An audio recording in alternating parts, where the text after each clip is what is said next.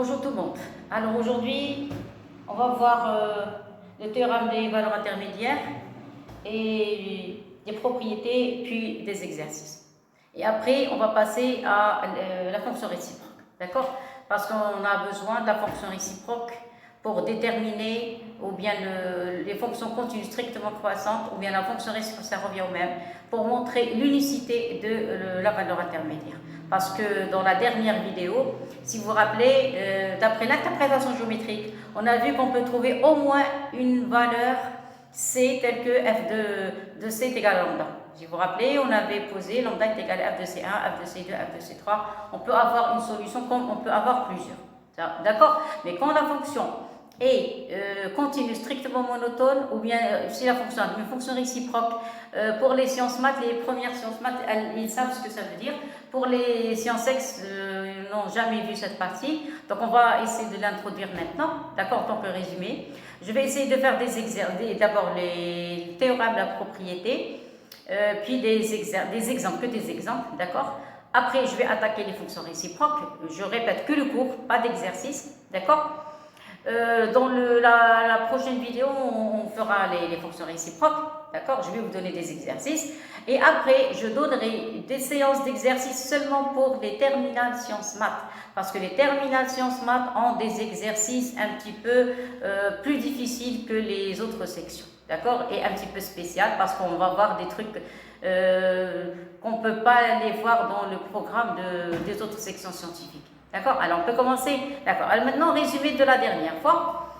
La dernière fois, on n'a fait qu'une introduction d'après les dessins, c'est tout, ça s'arrête là. Mais maintenant, on va essayer d'écrire le théorème, de donner des exercices. D'accord? Alors maintenant, on va voir, on va répéter ce qu'on a vu la dernière fois d'une manière très rapide. Alors, qu'est-ce qu'on a dit?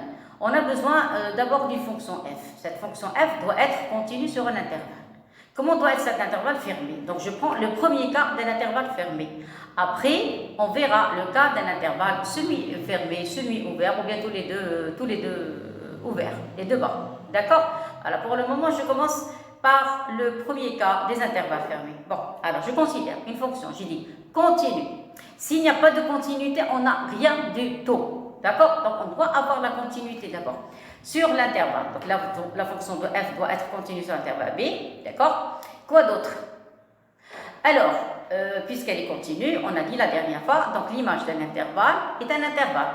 Il faut écouter, attention, c'est un résumé. Il faut apprendre étape par étape. Alors à quoi est égal f de l'intervalle AB? Est égal à petit m, grand M. C'est quoi le petit m? On a dit la dernière fois, c'était le minimum. Vous vous rappelez? Et grand M, c'était le maximum. D'accord. D'après le dessin, j'ai pris un lambda, un réel quelconque, compris entre f de A et f de B. Je ne sais pas laquelle des deux valeurs la plus grande. Donc, j'ai dit entre les deux valeurs, f de A et f de B. Après, j'ai tracé la droite y égale à lambda. Quand on dit une droite y égale à un nombre, c'est une droite qui est parallèle à l'axe des abscisses, à l'axe des x. D'accord? Donc, c'est une droite horizontale. Clair? Cette droite horizontale a touché C de f une fois, deux fois ou plusieurs fois. Ça y est, ces points, on applique des droites, des projections, ou bien on cherche de projeter de ces points sur l'axe des x parallèlement à l'axe des y, d'accord? Et on trouve des c. Des c, c'est-à-dire des antécédents, d'accord? Des antécédents, on les a appliqués C1, C2, C3, C4, C5, ça dépend. On peut trouver qu'un seul c. Ça y est, ces c s'appellent les valeurs intermédiaires. Clair? Alors maintenant, d'une autre manière, c'est quoi une valeur intermédiaire? Quand on a une équation, quand on n'arrive pas à la résoudre. Parce que qu'est-ce qu'on sait résoudre? On sait résoudre les équations du premier degré, les équations du second degré, des fois des cas particuliers d'équations du troisième degré, ça s'arrête là. Quand on a des racines, quand on a, je ne sais pas, des polynômes avec un degré supérieur ou égal à 3, quand on a des exponentielles, des logarithmes, des fonctions compliquées, et pour résoudre une telle partie A est égale à B, vraiment, des fois c'est vraiment difficile et on ne pourra jamais trouver cette valeur. Alors, c'est quoi la valeur intermédiaire? Elle nous dit que cette équation admet une solution, deux solutions ou bien plusieurs.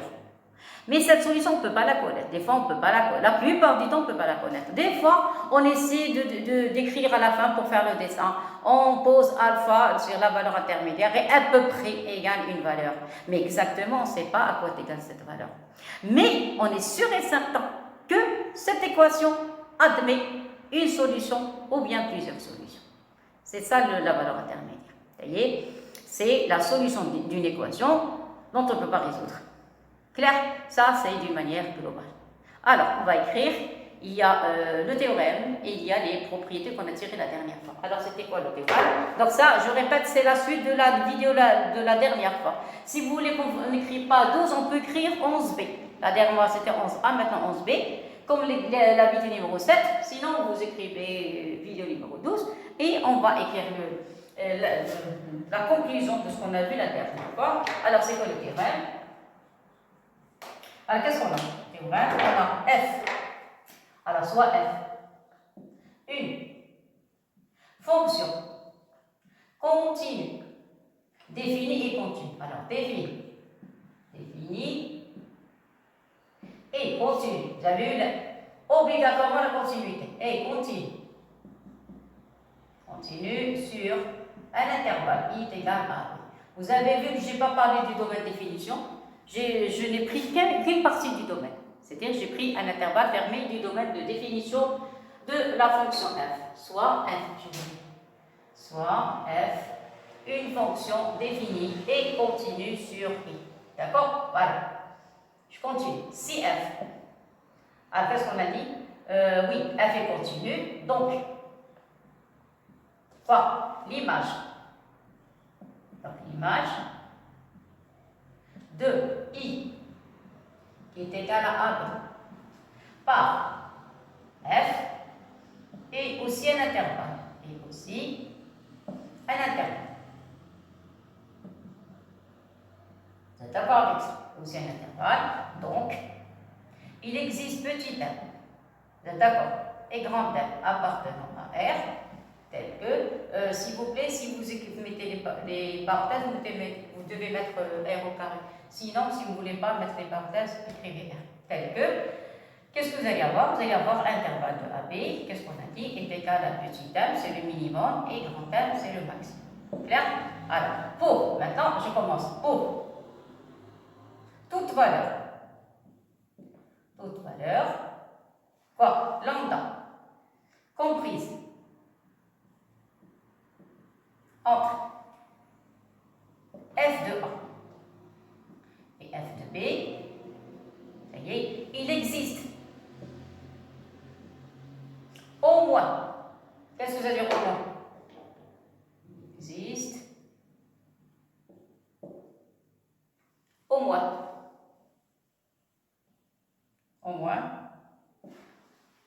un nombre, un élément de AB. Alors, un élément, je vais l'appeler alpha, de l'intervalle AB, tel que. Le cours, j'ai appelé C, je vais l'appeler C, cas général. Parce que dans le dessin, là, on les avait appelés C1, C2, C3. Maintenant, je prends un cas général C, d'accord? Après, je passerai aux alpha. Alors, il existe au moins un élément. Alors, élément C de l'intervalle AB, tel que f de C est égal à 1. Clair? Voilà, ça c'est pour le théorème.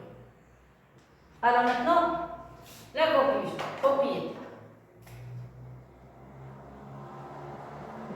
On va ajouter le cas de f de A fois f de B négatif. Vous vous rappelez, qu'est-ce que ça veut dire? C'est-à-dire l'un des deux, ou bien f de A, ou bien f de B.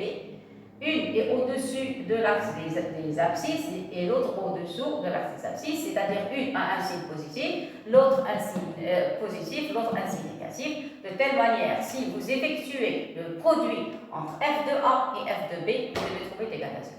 Ça y est, alors je commence. Soit f, une fonction continue, on sait maintenant qu'elle est définie, continue sur un intervalle AB, vous voyez, donc c'est la même chose, d'accord, avec f de A fois f de B inférieur à 0. Qu'est-ce que ça veut dire inférieur à 0? C'est-à-dire une au-dessus de l'axe des abscisses et l'autre au-dessous, c'est-à-dire entre les deux, il y a l'axe des abscisses. Ça y est. Donc, dans ce cas, on va prendre, qu'est-ce qu'on a écrit la dernière fois? Donc, f de c est égal à lambda, ou bien lambda, on l'aurait écrit égal à y, vous vous rappelez? C'est ça. Alors, donc, qu'est-ce qu'on a dit? F a fonction continue sur AB avec f de A fois f de B inférieur à 0. Ça y est. Donc, qu'est-ce qu'on peut dire? Donc, je vais écrire deux phrases. Donc, première chose, on peut écrire. Attendez, donc, première phrase, il existe, comme ici, toute fonction lambda comprise entre f de A et f de B, il existe au moins un élément C de AB tel que f de C est égal à lambda. Mais ici, je ne vais pas écrire pour toute valeur de lambda. Parce que maintenant, j'ai donné à la lambda la valeur 0. Parce qu'entre f de A et f de B, il y a l'axe des abscisses. Regardez le deuxième dessin. Ça y est. Alors, pour lambda égale à 0, ça y est. Alors, j'essaie d'écrire la même phrase, après je vais la transformer. Regardez, pour toute valeur lambda comprise entre f de A et f de B, il existe au moins un élément C. Ici, j'ai donné à lambda 0, pour lambda égale à 0, il existe au moins un élément C de AB tel que quoi? F de C est égal à 0. Qu'est-ce que ça veut dire?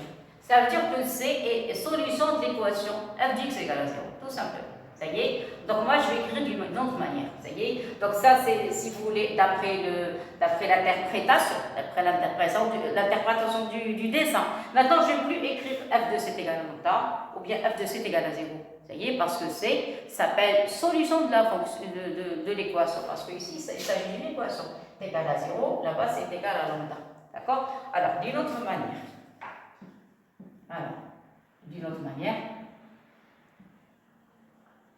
Voilà ce qui m'intéresse, c'est cette partie. D'une autre manière.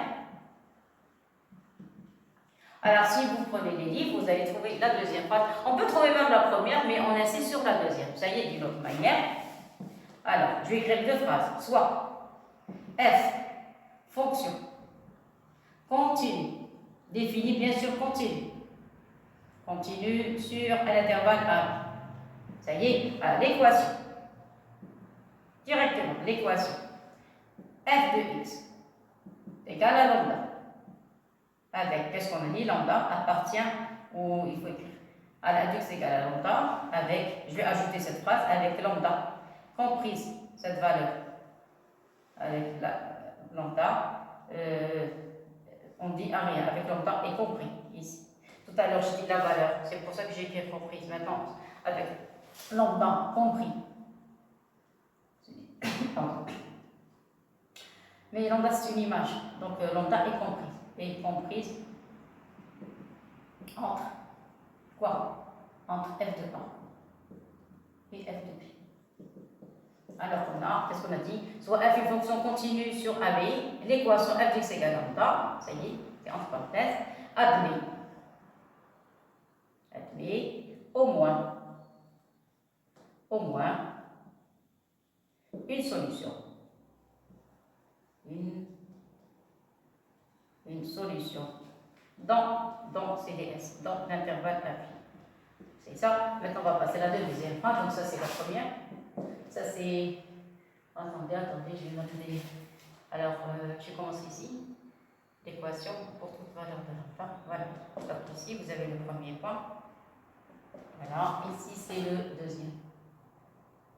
Ça, c'est la deuxième partie. Vous voyez? La même chose. Donc, je répète la même chose. D'une autre manière. Je vais effacer d'une autre manière, je vais écrire en rouge. D'accord? Alors, d'une autre manière.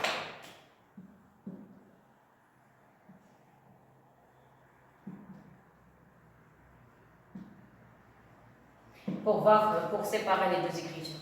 D'accord? Pour une autre manière, vous avez soit f une fonction continue sur AB, l'équation f x égale lambda, avec lambda bien sûr est comprise entre f de A et f de B. On a dit l'équation f x égale lambda, je mets entre parenthèses, admet au moins une solution dans l'intervalle AB. Ça y est, maintenant si je passe à la deuxième phrase, donc la deuxième, soit f une fonction continue sur l'intervalle AB. Vous voyez, on tue sur l'intervalle AB avec quoi? F de A fois F de B. Comment c'est? Leur signe est négatif, produit est négatif. Alors, l'équation, quelle équation? F de x est égal à 0. Si qu'est-ce qu'on a pris? On a lambda est égal à 0. Est égal à 0. Admet au moins une solution. Solution. Vous voyez, solution dans l'intervalle.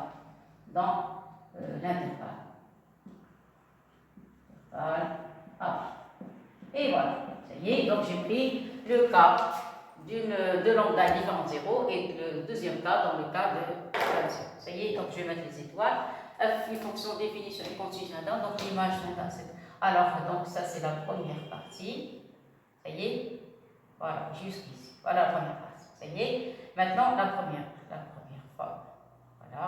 Ici, dans le cas général, lambda comprise entre f de et f de b, il existe au moins un élément c, tel que, ça y est, propriété. Si f est une fonction continue sur un b, avec f de a fois f de b inférieur à 0, ça y est, donc pour lambda est égal à 0, donc c'est pas la peine d'écrire, il faut écrire des phrases correctes. Donc pour tout lambda est égal à 0, pour lambda est égal à 0, il existe au moins un élément c de AB tel que f de c est égal à 0. Vous voyez, d'une autre manière, voilà, ça y est, de notre manière, vous avez le premier point et le deuxième. Donc ici, on va mettre une petite étoile. De notre manière, soit f une fonction continue sur AB, l'équation x égale à lambda. J'ai dit lambda est comprise cette valeur entre f de a et f de b. L'équation admet au moins une solution dans l'intervalle. Ça y est, maintenant, si vous avez le cas de f de a fois f de b inférieur à 0, donc l'équation fx égale à 0 admet au moins une solution dans l'intervalle AB. Clair? Alors ça, c'est donc le cas général. Ça y est, maintenant, on va passer le cas d'une fonction continue, ou bien croissante, strictement croissante, ou bien strictement décroissante. Alors, je vous laisse lire les phrases, parce qu'il n'y a que des phrases. Ça y est, et maintenant, ça y est, on va commencer ce théorème. Il y a des gens qui vont dire, oh, cela commence à me taper sur les nerfs, ces phrases. Au contraire, vous allez voir, c'est une partie qui est très importante dans l'étude de fonction, surtout pour les terminations sémantiques. D'accord, même pour les PC, en général, ces dernières années, la première partie, il y a toujours, on parle toujours de la valeur intermédiaire, donc on est obligé de bien traiter cette partie. Je donne trop de détails, mais c'est pas grave. Mais à partir des exercices, ça y est, on va commencer à sauter les étapes. Ça y est, voilà, donc maintenant je vais effacer tout ça et je vais passer les cas particuliers d'une fonction continue strictement croissante. C'est là où on appelle des fonctions, où il y a des fonctions réciproques. Et après, on passera aux exercices. Ça y est, donc je vais effacer. Alors ça, c'était petit temps. Hier, la vidéo numéro 11, c'était l'introduction. La vidéo numéro 12, maintenant, on commence la partie des valeurs intermédiaires et l'introduction des fonctions continues strictement croissantes. Ça y est, donc ici, je vais parler de la première partie. Ça y est, maintenant, je vais passer à la deuxième. D'accord? Alors, la deuxième partie, maintenant, on va prendre des cas particuliers de fonctions monotones, c'est-à-dire ou bien continue strictement croissante, ou bien continue strictement décroissante. Regardez, j'ai trop parlé du dessin, des interprétations. Maintenant, ça y est, on lance les exercices. Et avant ça, on va donner deux cas particuliers. Ça y est, alors, cas de fonction. Quoi? Qu'est-ce qu'on a dit? Continue. Continue, strictement monotone. Strictement monotone. Qu'est-ce que ça veut dire monotone? C'est-à-dire monotone. Qu'est-ce que ça veut dire? C'est des fonctions qui sont ou bien continues strictement croissantes, ou bien continues strictement décroissantes. Ça y est? Donc je vais faire le dessin. Je prends le premier. Soit f. Une fonction continue. Je prends un cas particulier. Maintenant, je traite les cas particuliers et on le trouve presque tout le temps dans l'étude de fonction. Alors, soit f est une fonction continue. Continue. Strictement. Je vais prendre le cas de croissance. Strictement croissante. Tel que j'ajoute la condition strictement croissante sur AB. Il faut insister sur l'intervalle croissante sur AB, tel que Tel que quoi? Tel que j'insiste sur le fait que f de A fois f de B inférieur à 0. Je répète pour ceux qui n'ont pas vu la 11e vidéo, ils risquent d'avoir des problèmes. D'accord? Parce qu'il faut d'abord traiter le dessin, après on passe à la rédaction. Clair? Alors, je vais faire un dessin. S'il vous plaît, les maths, c'est quelque chose d'enchaîné. D'accord? Donc, il faut suivre étape par étape. Donc, voilà le repère.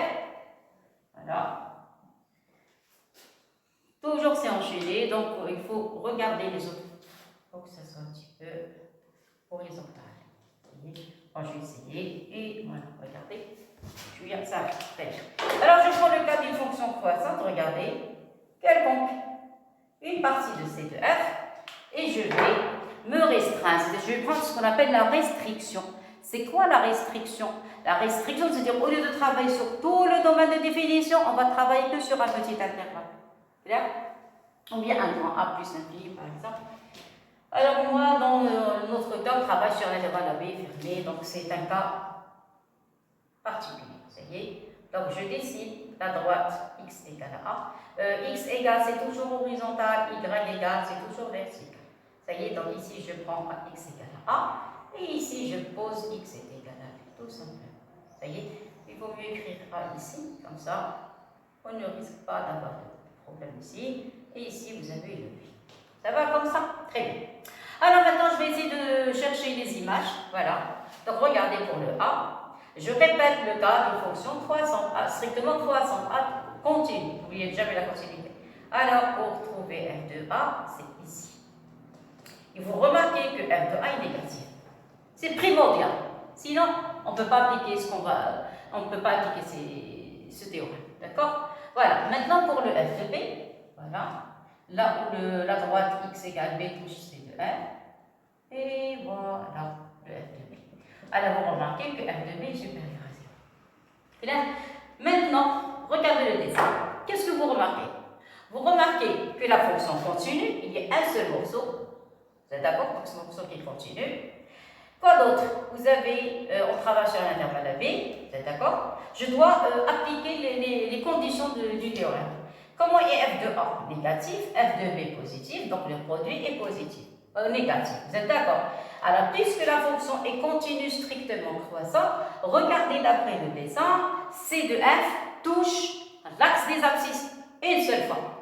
Regardez le dessin, je répète, l'axe des abscisses, on lui a donné deux noms, on lui a donné y égale à 0, vous vous rappelez? Ou bien, on lui a donné f de x égale à 0. Parce que c'est quoi y? Y, c'est une ordonnée. Et en même temps, elle est égale à f de x. f de x, c'est une image. Donc, ou bien vous écrivez y égale à 0, ou bien f de x est égal à 0. Clair? Alors, on remarque, regardez, si on suit cet itinéraire, regardez, voilà, je grimpe, et à un certain moment, je touche l'axe des abscisses. Mais combien de fois? Une seule fois. C'est-à-dire, ce nom, je vais l'appeler alpha, et ce nom s'appelle la solution. Je répète, la solution avec un grand L, la solution de l'équation f de x égale à 0. Qu'est-ce que ça veut dire? Ça veut dire, si vous enlevez ce x, il faut bien écouter. Si vous enlevez ce x et vous le remplacez par alpha, vous remarquez que f de alpha est égal à 0. Pourquoi f de alpha est égal à 0? Parce que la droite y est égale à 0 touche l'axe des abscisses. C'est-à-dire, si vous remplacez le x par alpha, vous allez trouver f de alpha est égal à 0. Clair? Alors, la conclusion. Si f est continue, très important. D'accord? Donc, avec un grand virage dangereux ici. Clair? Si f est continue, quoi d'autre? Strictement. Alors, strictement, quoi? Croissante. Première partie. Sur A. Quoi d'autre? Si f de A fois f de B est inférieur à 0. Ça y est? Alors, applique, regardez, f continue strictement croissante sur AB, si f de A fois f de B je vais enlever ceci. Je vais écrire si. Deux points. C'est-à-dire on a besoin de cette condition et de celle-ci. C'est comme ça qu'on travaille dans les exercices. C'est comme ça qu'il faut appliquer. Ça y est. Donc si f continue strictement croissant sur AB, si f de A fois f de B inférieur à 0, d'accord? Donc, d'après, c'est pas la peine d'écrire donc j'ai mis l'implication. Donc d'après quoi? Théorème de la valeur intermédiaire. Alors d'après, théorème de la valeur intermédiaire, on écrit TVI. Ça y est? Voilà. C'est pas la peine d'écrire toute la phrase avec seulement les initiales. Donc vous avez théorème de la valeur intermédiaire. D'après théorème de la valeur intermédiaire, l'équation, moi je n'ai pas assez de place. Essayez s'il vous plaît d'écrire sur la même ligne. L'équation f de x égale 0 admet une solution unique, souligner unique, solution unique, alpha, tel que alpha appartient à intervalle ouvert. Le alpha n'a pas le droit de toucher les extrémités, ni A ni le B, d'accord? F de, il existe, qu'est-ce qu'on a dit? Une solution unique alpha. Alpha appartient à l'intervalle AB, avec, ou bien tel que, ou bien avec, alors unique alpha tel que, alpha appartient à AB, et F de alpha est égal à 0. S'il vous plaît, ajoutez l'écriture F de alpha est égal à 0. Pourquoi? D'après le dessin, regardez, le alpha, ce point, C de F touche l'axe des abscisses, donc l'image de alpha est nulle. Vous allez me dire, bah ça y est, on a écrit l'équation admet, l'équation de x égale 0 admet une solution unique alpha. Oui, mais moi j'insiste. Pourquoi? Parce qu'on va trouver ça dans les exercices. On a besoin de remplacer le alpha par remplacer l'ex par le alpha. Clair?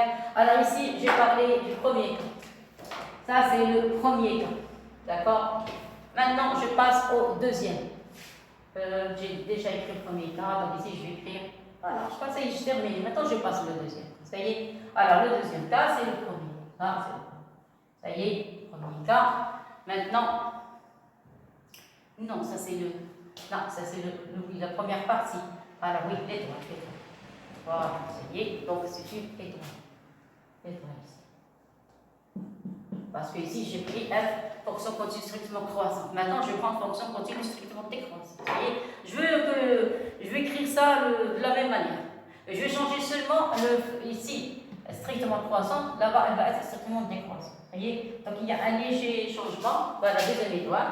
Les mêmes phrases, soit f, une fonction, comme elle est continue. Ça y est, continue strictement. Quoi? Tout à l'heure, on a dit strictement croissante, strictement décroissante. Décroissante sur l'intervalle AB. Ça y est. Vous vous rappelez la dernière fois, je ne sais pas, la vidéo numéro 8, on a vu les images des intervalles par des fonctions croissantes ou bien décroissantes. Ça y est. Donc on ne voit pas l'intervalle AB, donc je vais serrer un petit peu le lecture. Strictement décroissante. Strictement décroissante sur AB. Je crois à ce qu'on dit ça. Donc, voilà, maintenant c'est correct. Ça y est. Même phrase. Tel que f de A fois f de B inférieur à 0. Tel que f de A fois f de B est inférieur à 0. Ça y est. Donc je vais faire un autre dessin. Vous allez voir la différence entre les deux.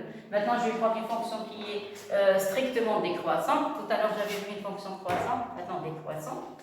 Ça y est, voilà, ça y est. Voilà, c'est tout. Ça, c'est C de F. Vous allez déterminer le A et le B. Ça y est. Donc, je vais placer un A, par exemple, ici. Une droite qui est parallèle à l'axe des ordonnées. Voilà. Je vais l'appeler ce point le A. Et ici, un B. Et voilà.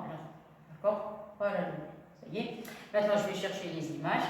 Regardez. Ici, ça va être F de A. Regardez, son signe est positif. D'accord? Ici, le F de B, son signe est négatif. Si vous voulez, je vous donne un cours comme en classe. Un résumé, mais presque, c'est la même chose. Comme si vous alliez le faire en classe. Comme ça, Il ne faut pas chercher de prétexte. Il faut travailler, faire les exercices et vous allez être parmi les bons élèves de la classe. Ça y est, donc vous avez f de A positif, f de B négatif. Ça y est, maintenant on continue, regardez, on continue la page, je vais écrire en noir, je ne sais pas si j'ai assez de place pour terminer, je vais essayer de faire de mon mieux. D'accord, donc je vais tracer un. Voilà, ça y est. Alors regardez, je crois que c'est correct, d'abord. Alors, f fonction continue strictement décroissante sur AB, telle que f de A fois f de B inférieur à 0. Voilà le test. Ça y est, vous allez tirer la conclusion de la même manière. Ça y est, alors, vous avez ici. Alors, il y a deux points. F et continue. Continue strictement. Strictement décroissant. D'accord. Je n'ai pas assez de place. Non, je ne vais pas écrire. Je vous laisse écrire tous. Regardez tout ça. Après, on tire la conclusion. Je n'ai pas envie de mélanger tout ça. Ça y est. Je vous laisse le soin de bien regarder le tableau. Ça y est. Une fois on termine. Regardez bien, après je vais effacer, écrire la phrase correctement. Comme il faut. Ça y est. Il y a quelque chose qui manque. Oui, il y a le virage d'ombre. Ah oui, virage d'ombre. Voilà. Parce que pour les terminales, sciences maths, on peut avoir des valeurs intermédiaires qui vont s'écrire sous forme d'une suite. Oui, on fera des exercices de ce genre. D'accord? Donc pas pour le moment. Bien sûr, il faut assimiler le paragraphe, faire des exercices et après, on pourra parler de ça. Donc prochainement, je vais donner des séances pour les terminales sciences maths. Vous avez presque le même cours, mais les exercices, il y a une grande différence. Il y a une grande différence, surtout le degré de difficulté, ça va être un petit peu très élevé par rapport aux autres sections scientifiques. Ça y est. Donc prochainement, je vais vous donner des exercices sur les limites, surtout les fonctions trigonométriques, les identités remarquables avec des degrés n, oui, les parties entières, quoi d'autre, ça c'est ce qu'il y a de si spécial dans la section sciences maths, les parties entières, des fonctions diverses, n'importe quoi, et surtout cette partie et les fonctions réciproques. Donc c'est une partie qui est très importante dans le programme des terminales sciences maths. Ça y est. Pour les élèves de section économie, eux aussi ont des valeurs intermédiaires, mais d'une manière très simple. Donc même pour les élèves d'économie, je vais essayer de donner des petites séances simples, ça y est, des exercices simples, des astuces, parce qu'il y a des élèves qui ont un niveau très moyen. D'accord? Donc je vais essayer de leur consacrer des séances, ça y est, comme ça, eux aussi peuvent faire des exercices et être contents comme vous, Inch'Allah. D'accord? Et voilà, donc je vais passer le tableau et écrire, s'il vous plaît, la suite. Ça y est, donc sous ce dessin, vous allez écrire la phrase. Vous voyez, quelle phrase est-ce que je vais écrire maintenant? Donc je vais enlever le titre, voilà, tout ça. Ça y est, j'efface. Ça y est, tout le monde. Voilà, maintenant je vais efface. Vous voyez, voilà. J'ai envie d'avoir assez de place. Comme ça, je vais écrire une phrase. Ça y est, alors je commence. Qu'est-ce qu'on a dit ici? Si on a deux conditions, toujours deux conditions. La première, des fois on parle de trois conditions. Pourquoi? Parce qu'on peut considérer le fait de la fonction continue toute seule, fonction strictement décroissante ou bien décroissante toute seule, et la troisième condition f de a fois f de b inférieur à 0. D'accord? Normalement, il y a trois. Dans les démonstrations, il y a trois. On parle de continuité, de strictement monotone et de f de a fois f de b inférieur à 0. Vous voyez? Mais pour le cours, j'ai pris les deux parties, c'est-à-dire les deux premiers cas dans une seule phrase. Et là, dans les exercices, je vais les séparer. Ça va? Alors, qu'est-ce qu'on a dit? Si f est continu. Quoi d'autre? Continue strictement. Je vais écrire une phrase. Je vais écrire comme les exercices. F continue sur AB, fermé. Voilà. Donc, première chose à faire, c'est montrer que la fonction est continue. Deuxième phase, vous allez montrer que F, c'est comme ça qu'on travaille les exercices. F est, qu'est-ce qu'on a dit? Continue. Vous allez me dire, on rajoute, oui, on parle toujours de la continuité. S'il n'y a pas de continuité, il n'y a rien du tout. C'est pas la peine de se casser la tête. F est continue strictement. Comment est ce cas? Strictement décroissante. Décroissante. Même s'il vous plaît, dans le cas des fonctions croissantes, on détermine, on parle de la continuité, on part de la monotonie, ça y est. Et le troisième cas, on part de f de A fois f de B inférieur à 0. Ça y est. Donc, ce n'est pas la peine de faire, de dessiner la courbe. On part que de 3 conditions. Et si vous avez ces 3 conditions, vous mettez une accolade. Voilà, et vous écrivez, d'après le théorème de la valeur intermédiaire, on a dirigé. Donc, il faut écrire l'accolade. Et voilà, obligé. Ça y est, implique sur qu'est-ce qu'on a dit. Donc, d'après, j'écris comme les exercices, comme si on traitait l'exercice. D'après, quoi? Le théorème de la valeur intermédiaire d'équation, quelle équation? F de x égale 0. Je répète 0, pas autre chose. 0.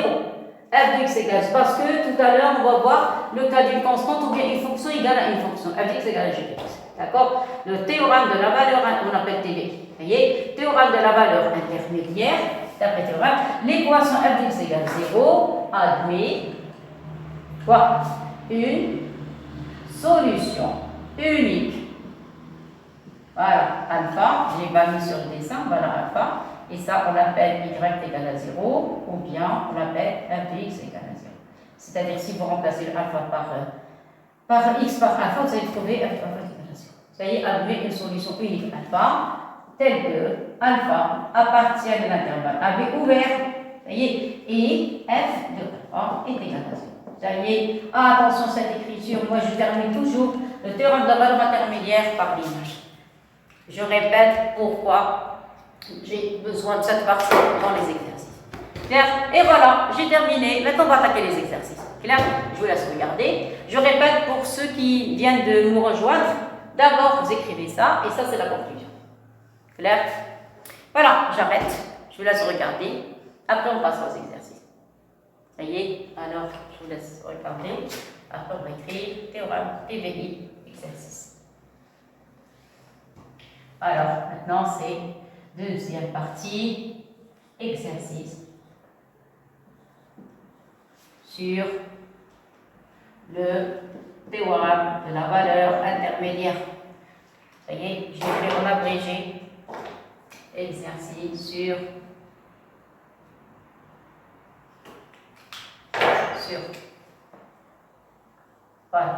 le théorème de la valeur intermédiaire. Et alors, je vous laisse lire d'abord tout ça, après on passe. Voilà. J'ai oublié quelque chose. Vous allez la poser à côté du dessin. Pour ce dessin, celui-là, la fonction est décroissante. Vous voyez? Donc, la fonction est décroissante. Donc, le cas de la fonction décroissante, vous avez f de AB, vous êtes d'accord? Est égal, elle est décroissante, ça donne quoi? Ça donne f de b, vous rappelez, f de a. Ça y est, f de b, f de a. Ça y est, ça c'est dans le cas si f, comme elle est. Je vais écrire remarque. Voilà, c'est pas la peine de se casser la tête. Voilà, remarque. Je vais mettre. Attendez, j'ai ici terminé la phrase. Donc je vais enlever ça, d'accord? Et je vais écrire comme avec un rouge. Bien vert. Alors, à la fin de cette phrase, ça y est, si f est continu,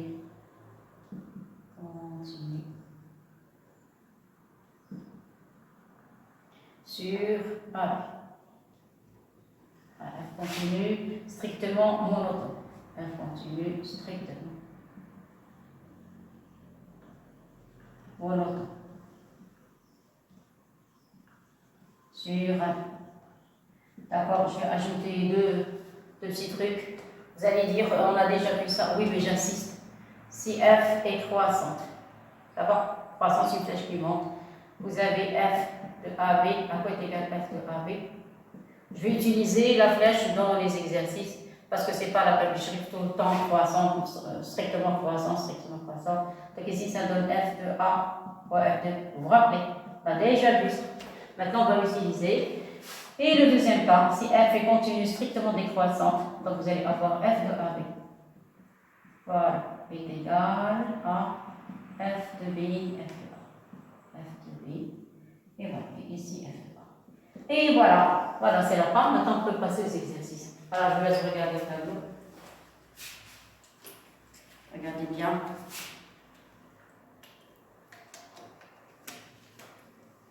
Ça va? Je vais passer cette partie. Après, on commencera les exercices. Je commence premier. Alors, le premier. Je vais prendre une fonction quelconque. Exercice 1. Montrer que.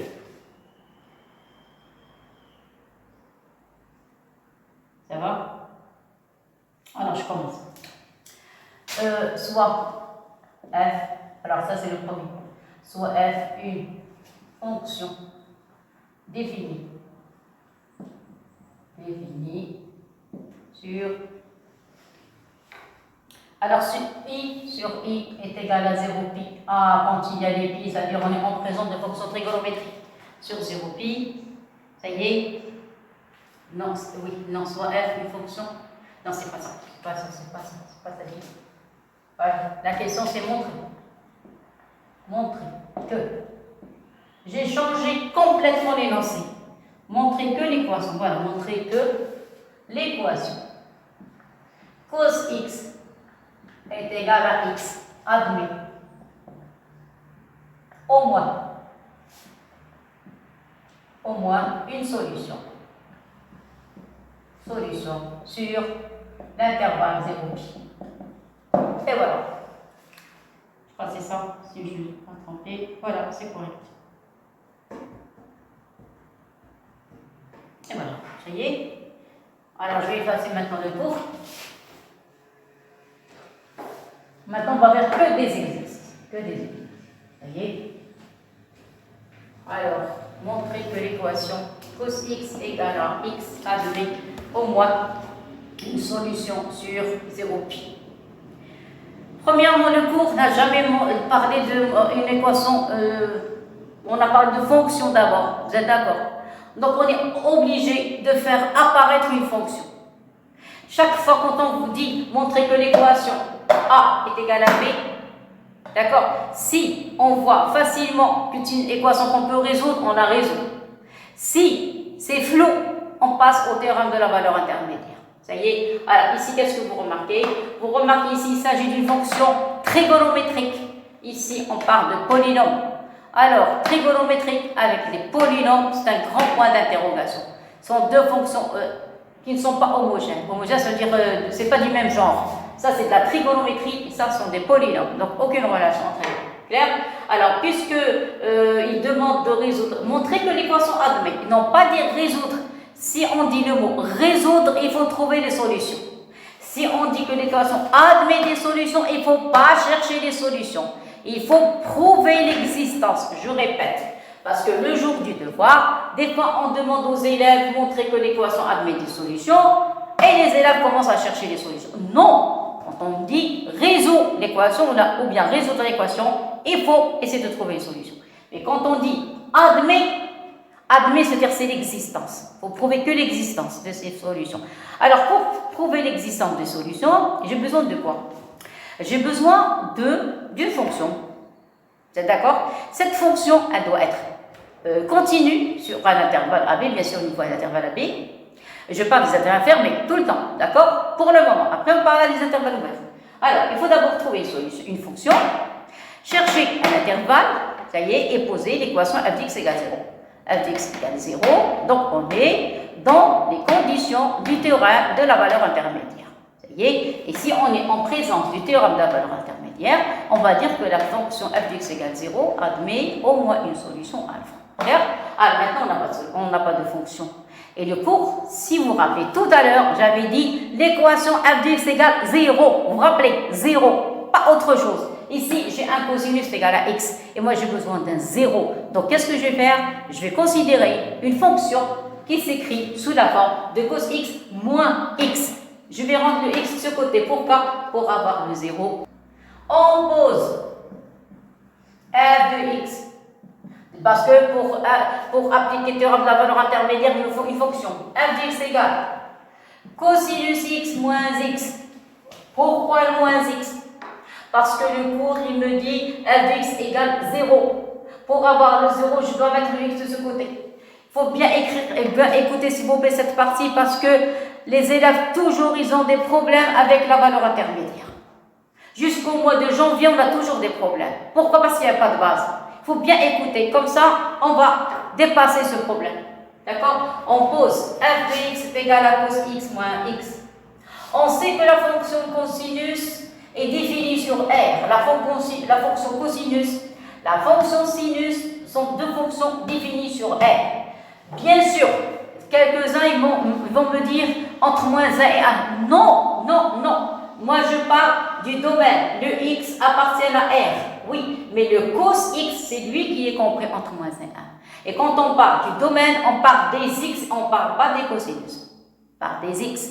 Donc, x, c'est un réel quelconque pour les cosinus et pour les sinus. Si c'était une tangente, ici il y a des problèmes. Pourquoi? Parce que si on a ici une tangente, le x doit être différent de pi sur 2 plus kpi, avec k appartient à z. Le cas des tangentes, je vais le traiter avec les terminations smart. D'accord? Parce que eux, ils ont la fonction réciproque arc-tangente de quelque chose. Vous voyez? Donc, pour les PC et les techniques, non. D'accord? Donc, je vais prendre la fonction sinus, la fonction cosinus, la fonction tangente, je le traiterai avec les sciences. D'accord? Alors, on pose. On a dit f x égale à cos x moins x. Ça, c'est une fonction polynôme. Vous voyez? Pour remarquer une différence. En maths, on ne dit pas de différence, on dit ça. Parce que cos x moins x, c'est à cos x plus moins x. Donc, la somme de deux polynômes. Vous voyez? On commence. Alors, je commence par la première étoile. Vous vous rappelez tout à l'heure, j'avais mis 3 points. F continue strictement monotone, et f de a fois f de b est inférieur à 0. Si vous avez ces trois conditions, la fonction, je répète, je vais arrêter, parce que je ne veux pas que vous commettez des erreurs. Je répète. Si on demande l'unicité de la solution, s'il vous plaît, il faut prendre des notes, parce que maintenant on passe aux choses sérieuses. Si on vous demande de prouver l'existence d'une seule solution, vous avez besoin de 3 points. Premier point, f continue sur AB. Deuxième point, f continue strictement monotone sur AB, parce qu'elle va être ou bien croissante ou bien décroissante. Donc, C de f touche l'axe des abscisses une seule fois. Et bien sûr, il faut avoir f de a, f de b inférieur à 0. Si vous avez ces trois conditions, le terme de la valeur intermédiaire nous prouve qu'il y a une seule solution, unique. Par contre, si f est continu, f de a fois f de b inférieur à 0, c'est tout. Il n'y a pas de strictement monotone. Ça y est, ces deux conditions me prouvent l'existence de alpha. Ça va? Je répète. Si, j'insiste. Si vous avez f continu, premier point, f de a, f de b inférieur à 0, il y a au moins une solution. Au moins. Si vous ajoutez le fait que la fonction est continue, strictement croissante, ou bien continue, strictement décroissante, ici la fonction va être comme ça ou bien comme ça. Donc il y a unicité de la solution. Clair? Je commence. Et voilà, ça y est, donc je commence par la continuité. Ça y est, première étoile. À x, alors la fonction. X, on fait correspondre cosinus. Que cosinus est une fonction continue. On a déjà vu ça. Continue. Dans les vidéos précédentes, d'accord? Continue sur R. Donc, si elle est continue sur R, donc, elle est continue. Continue sur I. C'est quoi I? C'est 0 pi. Hier, j'ai terminé par la première. Ça, c'est le premier point. Deuxième point, il manque la fonction moins x. À x, c'est la fonction. On a déjà vu un exercice comme ça avec des phrases. X, on fait correspondre moins x. C'est quoi ça? Est une fonction polynôme. Alors, polynôme continue. Les fonctions continues sont continues sur R. Fonction continue. Continue sur R. Donc, continue. Continue sur I. Vous voyez, sur I, attention, I égale 0 pi. 0 pi. D'accord? Et c'est quoi la forme dans ce cas? Si vous écrivez cos tout seul et moins x tout seul, donc on va effectuer la somme. Donc, f qui s'écrit sous forme de cos x plus moins x, c'est quoi ça? Ça est somme de fonctions continues sur 0 pi. Donc, f est continue sur 0 pi. Parce que f, c'est sous forme de somme de fonctions continues. Continue sur 0 pi. Voilà, j'ai terminé par la continuité. Voilà, j'ai mis un point. Ça y est. Deuxième point, c'est quoi?